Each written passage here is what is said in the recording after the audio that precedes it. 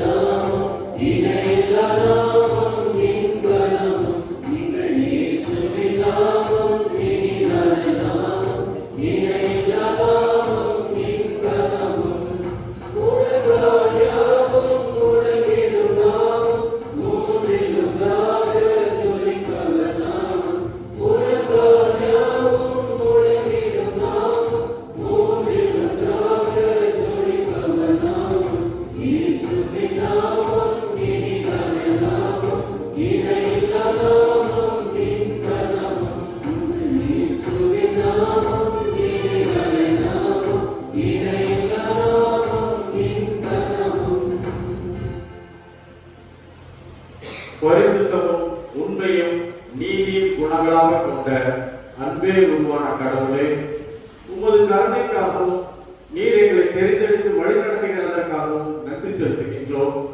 இந்த புதிய நாளை காணச் செய்த அன்பிற்காக நன்றி செலுத்துகின்றோம். இந்த இறை வழிபாட்டில் தொடக்கம் முதல் முடிவு வரை மூவொரு கடவுளாகிய உமது ஆளுகையை வேண்டி நிற்கின்றோம். நாங்கள் பாடுகின்ற பாடல்கள், வாசிக்கின்ற திருமுறை பகுதிகள் எங்கள் வாழ்க்கையை சீர்படுத்துகின்றதாக அமையும்படியாக திருமாதத்தை வேண்டி நிற்கின்றோம். இந்த இறை வழிபாட்டை எல்லாம் கொண்ட இறைமகன் இயேசுவின் திருப்பெயரால் வேண்டுகின்றோம். எங்கள் இறை வேண்டலை கேளும் தூய தந்தையே. ஆமென்.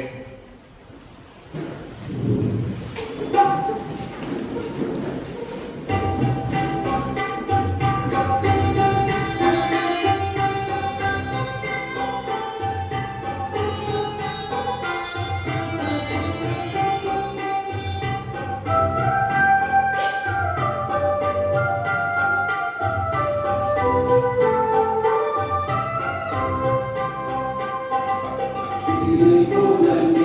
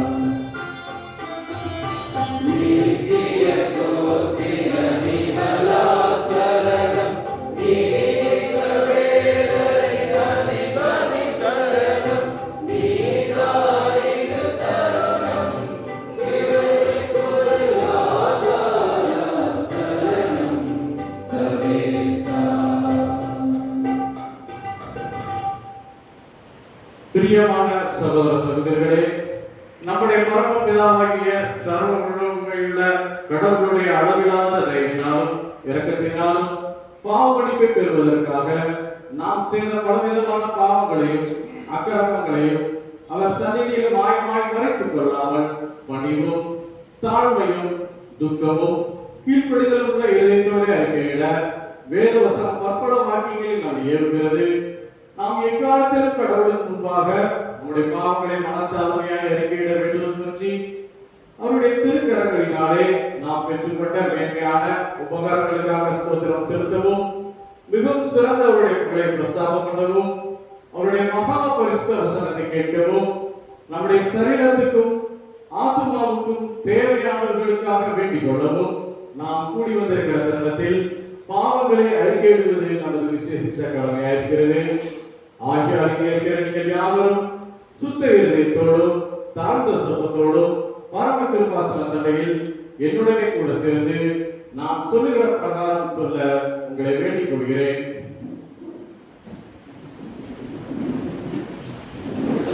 சர்வ வல்லமை மிகுந்த இரக்கமுள்ள கடவுளே, தப்பிப்போன ஆடுகளைப் போல நாங்களுடைய வழிகளுக்கு வழிவளைக்கும் போனோ எங்கள் இதயத்தின் யோசனைகளுக்கும் உங்களுக்கும் மிகும்படி நடந்தோ உமது பரிசுத்த கற்பனையின் குலதமாய் குற்றம் செய்தோம்.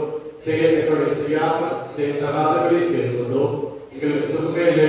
ஆனால் ஆண்டவரே, தேவனுடைய தாயாகிய இயேசு கிறிஸ்துவின் மூலமாய் மனிதருக்கு அருள் செய்த வாக்குத்தத்தங்களின்படியே இருவாய்க்கு உள்ள குற்றவாளிகளாக எங்களுக்கு தப்பிதங்களை அறிக்கையிடுகிற எங்கள் பொறுமையாயிரும். பாவத்தின் துக்கப்படுகிற சீர்படுத்தும். மிகவும் இரக்கமுள்ள பிதாவே, உங்களுடைய பரிசுத்த நாமத்துக்கு பயன்படாதபடி நாங்கள் தேவபக்தியும் நீதியும் தெளிந்த புத்தி உள்ளவர்களாய் கடந்து வர இயேசு கிறிஸ்துவின் உங்களுக்கு கிருபை செய்தோம். ஆமென். நம்முடைய கர்த்தராகிய இயேசு கிறிஸ்துவின் தந்தையாயிருக்கிற சர்வ வல்லமையுள்ள கடவுள் பாவியின் மரணத்தை விரும்பாமல் அவர் தன் பாவத்தை விட்டு திருப்பி விலகுவதை விரும்பி பாவத்தின் நிமித்தம் துக்கப்படுகிற தமது ஜனத்துக்கு பாவ விமோசனத்தையும் மன்னிப்பையும் கூறி அறிவிக்க நம்முடைய பணிவிடைக்காரருக்கு அதிகாரத்தையும் கட்டளையையும் மாறி செய்திருக்கிறார். மெய்யாய் மனதிரும்பி தமது பரிசுத்த சுவிசேஷத்தை உண்மையாய் விசுவாசிக்கிற யாவருக்கும் அவர் பாவங்களை மன்னித்து விமோசனம் செய்கிறார். ஆகியால் கடைசியில் அவருடைய நித்திய ஆனந்தத்தில் சேரத்தக்கதாய் இத்தருணத்தில் நாம் செய்கிறது அவருக்கு பிரியமாயிருக்கவும், இனி உயிரோடு இருக்கும் நாளெல்லாம் மாசில்லாமல் பரிசுத்தம் உள்ளவர்களாய் நடக்கவும் அவர் நமக்கு மெய்யான மன விரும்புதலையும் நம்முடைய பரிசுத்த ஆவியை அருளி செய்ய வேண்டும் என்று நம்முடைய கர்த்தராகிய இயேசு கிறிஸ்துவின் மூலமாய் அவரை வேண்டிக் கொள்ள கடவோம். ஆமென்.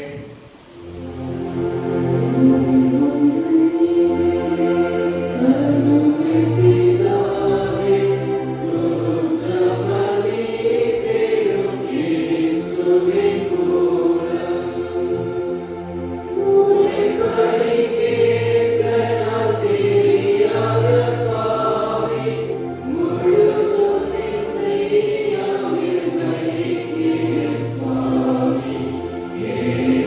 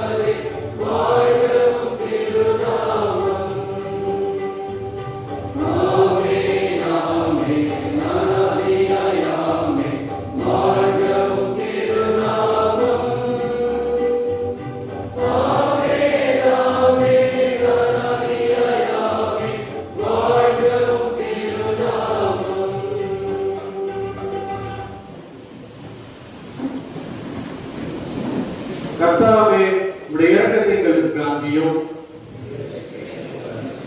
உம்முடைய பணிவிடைக்காரருக்கு நீதியை தருவியும்.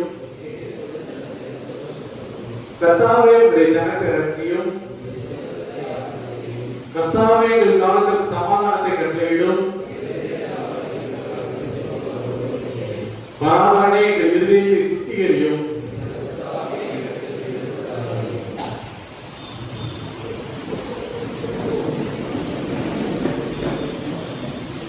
உமக்கு நன்றி செலுத்துகின்றோம் கடவுளே, உமக்கு நன்றி செலுத்துகின்றோம். உமது பெயரை போற்றுகின்றோம். வியத்தகு செயல்களை எடுத்துரைக்கின்றோம். உலகமும் அதில் வாழ்வோர் அனைவரும் நிலைகுலைந்து போகலாம், ஆனால் நான் அதன் தூண்களை உறுதியாக நிற்கச் செய்வேன்.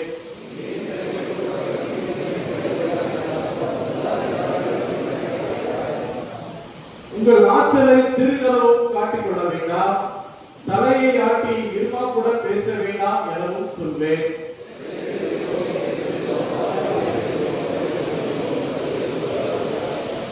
ஆனால் கடவுளிடமிருந்து தீர்ப்பு வரும். அவரே ஒருவரை தாழ்த்துகின்றார், இன்னொருவரை உயர்த்துகின்றார்.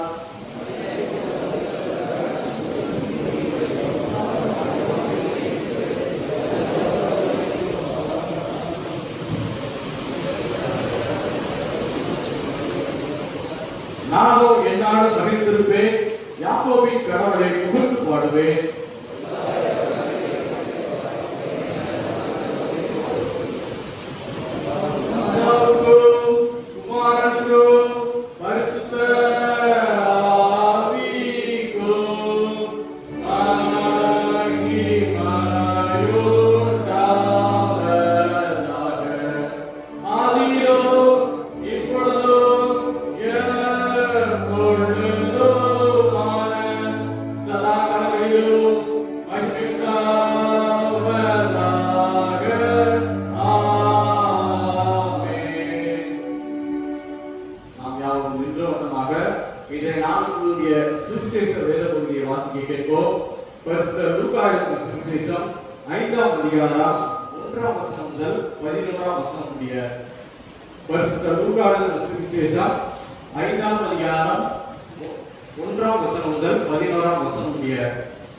ஒரு நாள் இயேசு கெனசரேத்து ஏரிக்கரையில் நின்று கொண்டிருந்தார்.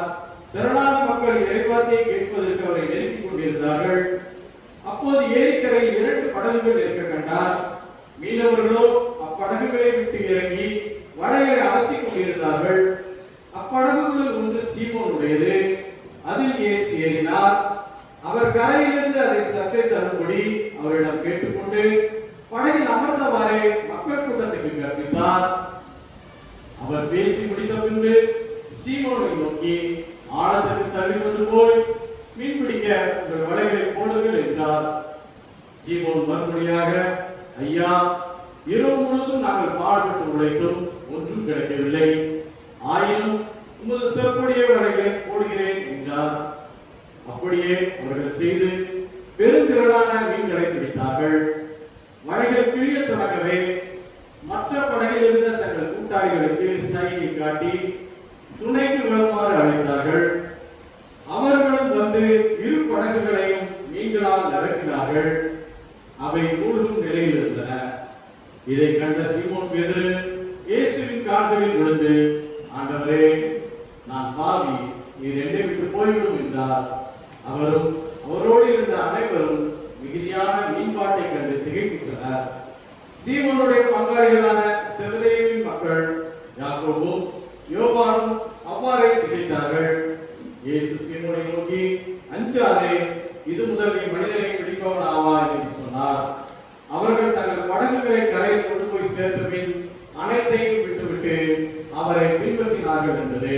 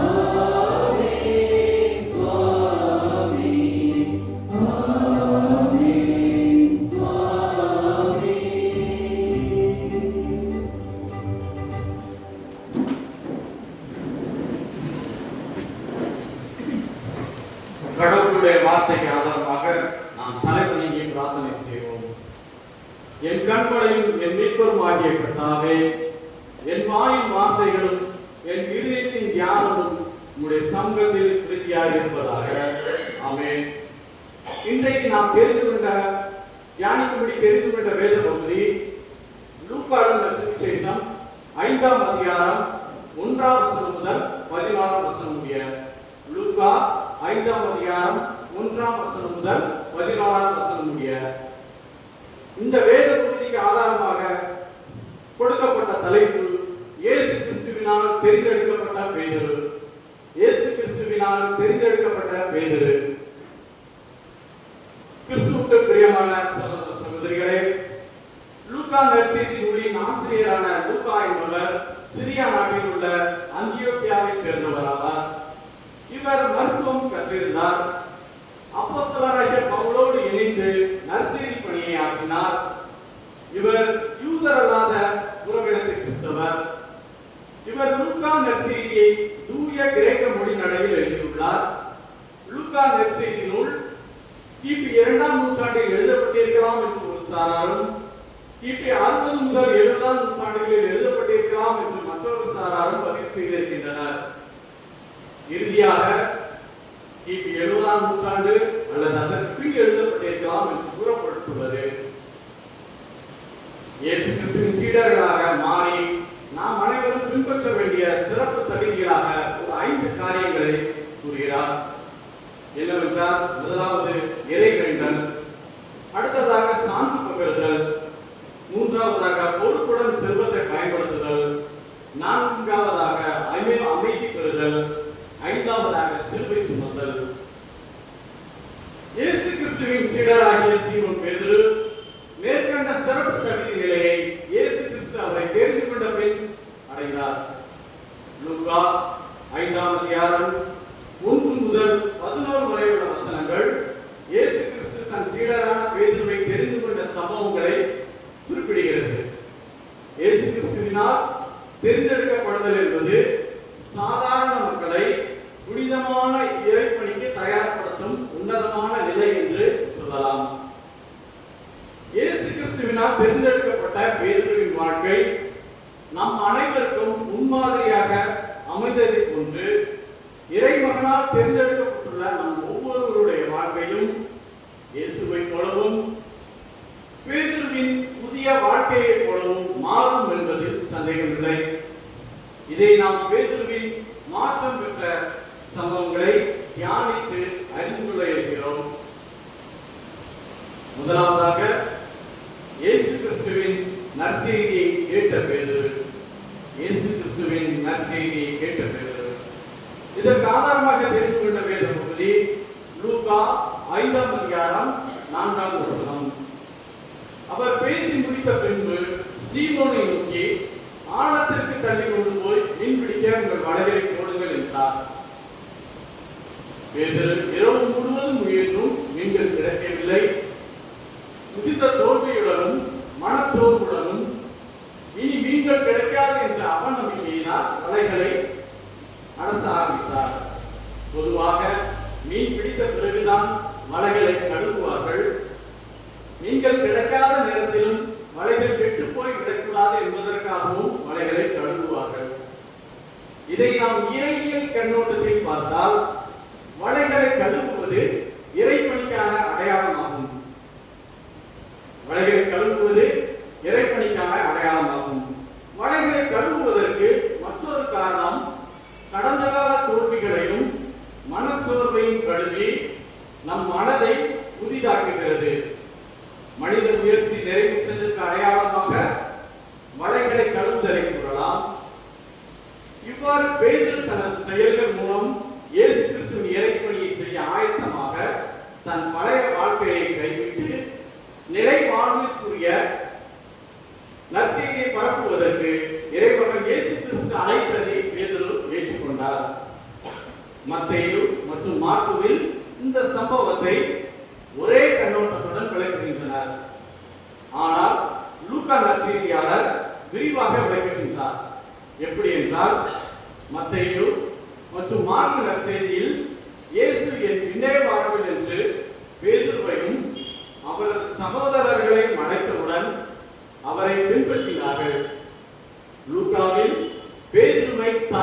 கர்த்தராகிய இயேசு கிறிஸ்து தேர்ந்தெடுக்கிறார். இரண்டாவதாக மனமாற்றம் அடைந்த பேதுரு. மனமாற்றம் அடைந்த பேதுரு.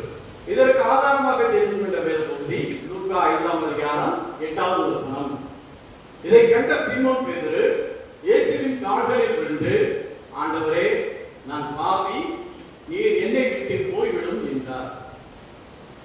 இயேசு கிறிஸ்து மனச்சோர்வு அடைந்திருந்த பேதுருவின் வாழ்க்கையில் அநேக மீன்களை கொடுத்தார்.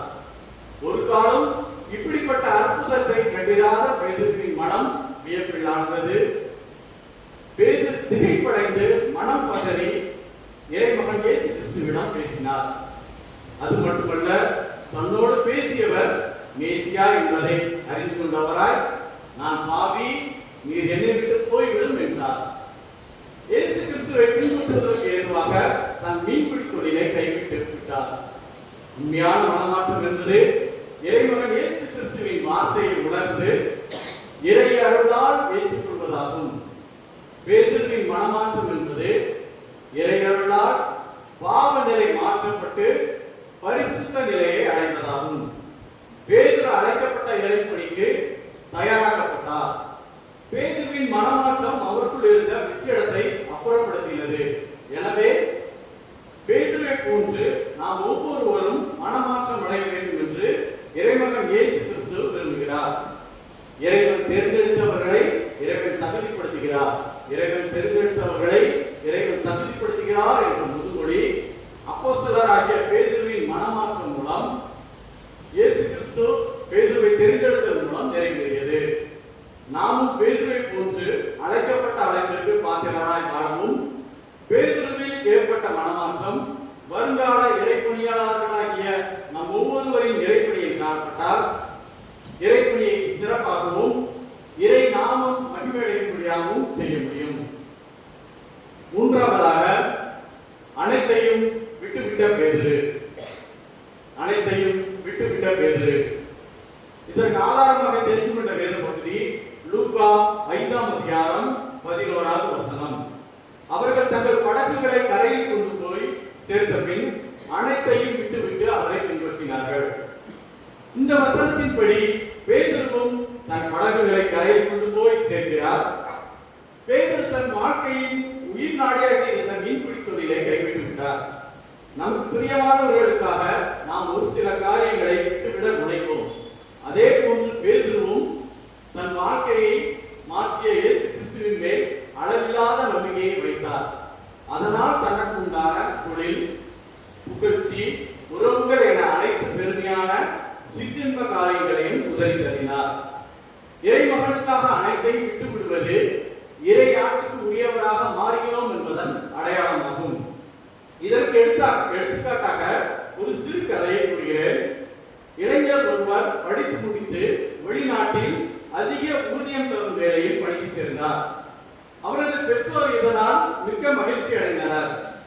ஆனால் அந்த இளைஞரோ மகிழ்ச்சி அடையவில்லை. ஏனென்றால் அவர் சிறு வயது முதல் கடவுளுக்காக இறைப்பணி செய்ய வேண்டும் என்ற விருப்பத்தோடு இருந்தார். எனவே அவர் தொடர்ந்து கடவுளிடம் இந்த காரியத்திற்காக இறைவேண்டல் செய்து கொண்டே இருந்தார். அதன் பலனாக கடவுளின் அழைப்பை உறுதி செய்து கொண்டார். ஒரு நாள் திடீரென்று தன் வேலை உதறி தள்ளிவிட்டு தான் விருப்பப்பட்ட கடவுளின் திருப்பணியை செய்ய தொடங்கினார். அதை அவரது குடும்பத்தினரும் நண்பர்களும் கடுமையாக எதிர்த்தனர். ஆனால் அந்த இளைஞரோ எதிர்ப்புகளை கண்டு பின்வாங்காமல் கடவுளுக்கு இறைப்பணி செய்வதில் உறுதியாக இருந்து இறைப்பணியை செய்தார். இதிலிருந்து நாம் கற்றுக்கொள்ளும் செய்தி என்னவென்றால், நாம் அனைவரும் இயேசு கிறிஸ்துவின் இறை அழைப்புக்கு கீழ்ப்படிந்து தேவையற்ற காரியங்களை விட்டுவிட வேண்டும். பேதுரு தன் படகையும் வலைகளையும் விட்டுவிட்டு இயேசு கிறிஸ்துவுக்கு பின் சென்றது போல நாமும் நம்முடைய காணப்படும் இறைப்பணிக்கு தடையாக உள்ள காரியங்களை விட்டுவிட கடவுள் இன்று நமக்கு கற்றுக் கொடுக்கிறார். கிறிஸ்துவுக்குள் பிரியமான சகோதர சகோதரிகளே, இயேசு கிறிஸ்துவின் தெரிந்தெடுத்தல் பேதுருவின் மனமாற்றத்திற்கும் அவரது பழைய வாழ்க்கை முடிவுற்று புதிய வாழ்க்கை ஆரம்பமாக காரணமாக இருந்தது. இயேசு கிறிஸ்துவின் அருளறிந்த பார்வை பேதுருவின் மீது பட்டதால் அவரது வாழ்க்கை முற்றிலுமாக மாறியது. அதே போல நாமும் நம்முடைய காணக்கூடிய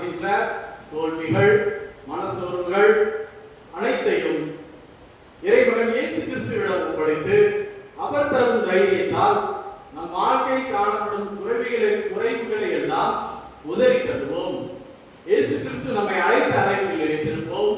நம்முடைய இந்த சமூகத்திற்கு இயேசு கிறிஸ்துவை ஒளியாக காட்டுவோம். மூவர் கடவுளின் அளவிலான ஆசீர்வாதம் நம் அனைவரோடும் கூட எப்பொழுதும் தங்கி நிலைத்திருப்பதாக. அப்பொழுது அறிவெல்லாம் கடந்த இறை அமைதி கிறிஸ்து இயேசுவோடு இணைந்துள்ள உள்ளத்தையும் மனத்தையும் பாதுகாக்கும்.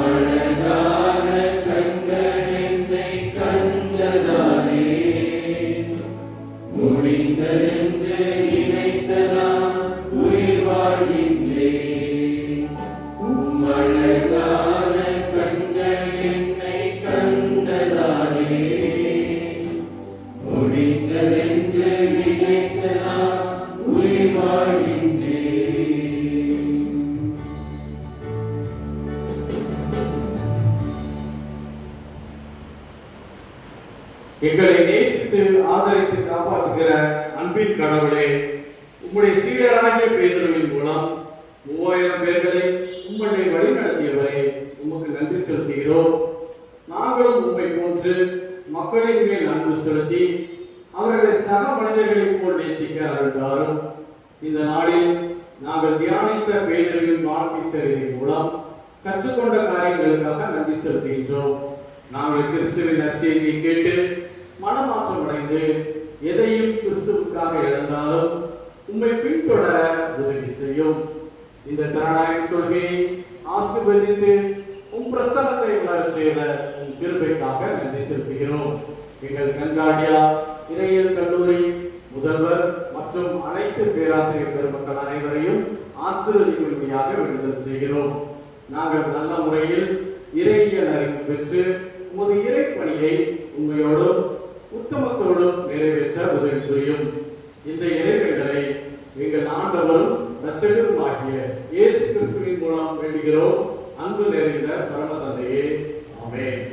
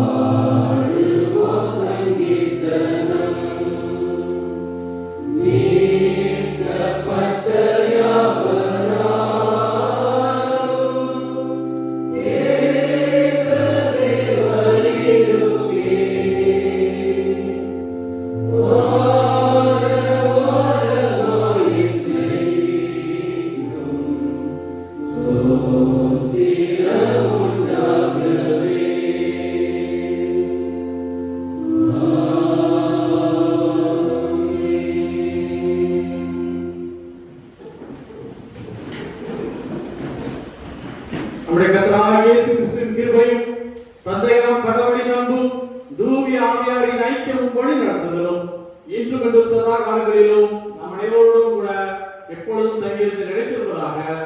ஆமென்.